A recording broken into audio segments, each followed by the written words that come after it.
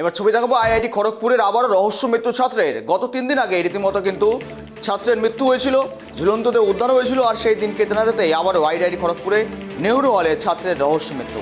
IIT খড়গপুরে Nehru হলে ছাত্রের রহস্য মৃত্যু, কী কারণে মৃত্যু ঘটলো এবং সূত্রপাত কোথা থেকে জানাবো। সঙ্গে রয়েছে প্রতিনিধি বাসনা। একেবারে দেখো, আইআইটি খড়গপুরে ওষুধ খাওয়ার পরে শ্বাসকষ্ট, প্রাণ হারালো চন্দ্রদীপ পাওয়ার নামে এক ছাত্র।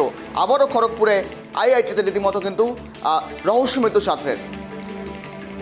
একদম একদম একদম গৌরব, তোমাকে জানিয়ে রাখি যে এই খড়গপুর আইআইটিতে গত 7 মাসে প্রায় 5 জন ছাত্রের মৃত্যু হলো।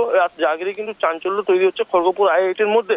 মূলত তোমাকে জানিয়ে রাখি, ফের রহস্য মৃত্যু গতকাল রাতে আমরা যেটা জানতে পারছি, আইআইটি এক ছাত্রের যার শ্বাসনালীতে ওষুধ আটকে চন্দ্রদীপ পাওয়ার নামে বছর 19-এর ওই ছাত্রের কিন্তু মৃত্যু হয়েছে বলে প্রাথমিক অনুমান করা হচ্ছে।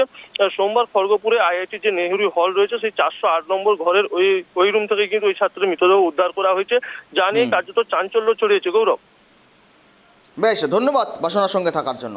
ওষুধ খাওয়ার পরে শ্বাসকষ্ট, প্রাণ হলো চন্দ্রদীপ পাওয়ার। আইআইটি খড়গপুরে নেহরু হলে ছাত্রের রহস্য মৃত্যু। আইআইটি খড়গপুরে ফের রহস্য মৃত্যুর রীতিমতো চাঞ্চল্য তৈরি হয়েছে এবং তদন্ত শুরু করেছে পুলিশ। চলতি বছর আইআইটিতে মৃত্যু হলো 5 ছাত্রের।